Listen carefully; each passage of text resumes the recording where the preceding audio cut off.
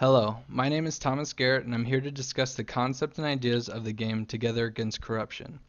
Together Against Corruption is a turn-based game where the player revolts against a greedy government to steal back taxes and redistribute it the way they want. The player fights and steals from the greedy rich and gives it to the needy, poor townspeople.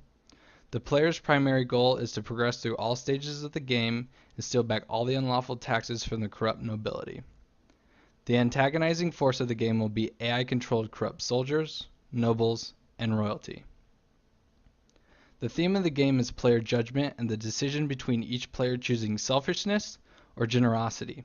Each player will be given the opportunity to give taxes back to the townspeople, buying combat items for themselves, or a combination of both. The game will be isometric 2D from the top down.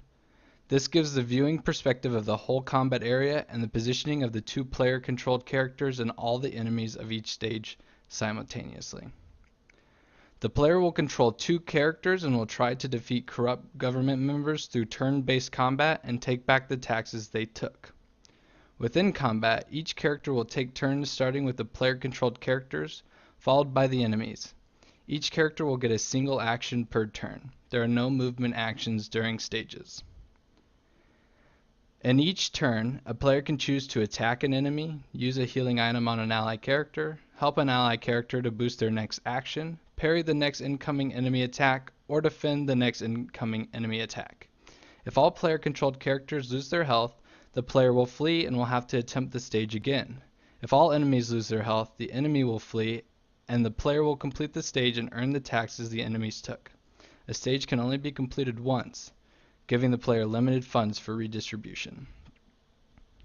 Like already discussed, the player will make combat decisions during stages such as attacking, using items, helping the other character, parrying, or defending. On top of this, a player will also make monetary decisions between stages such as what upgrades to buy from the shop, and most importantly, how much taxes they redistribute back to the townspeople. There will be no way to hoard money. The taxes retrieved from each stage may only be used after that stage.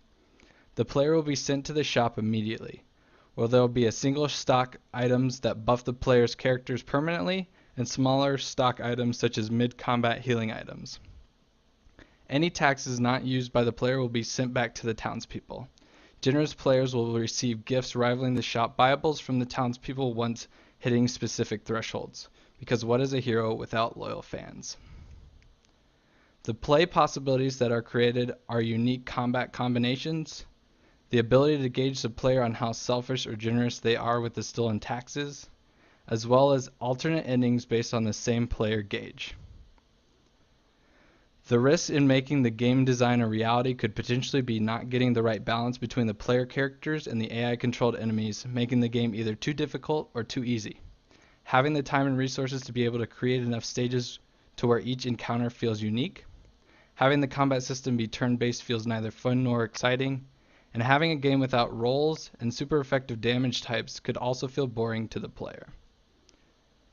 This game idea is similar to and best described as Mario & Luigi Superstar Saga meets Wakfu, but differentiates itself based on the campaign, theme, movement-free stages, and limited currency compared to the MMO RPG-styled elements of the two games in question. Thank you for watching.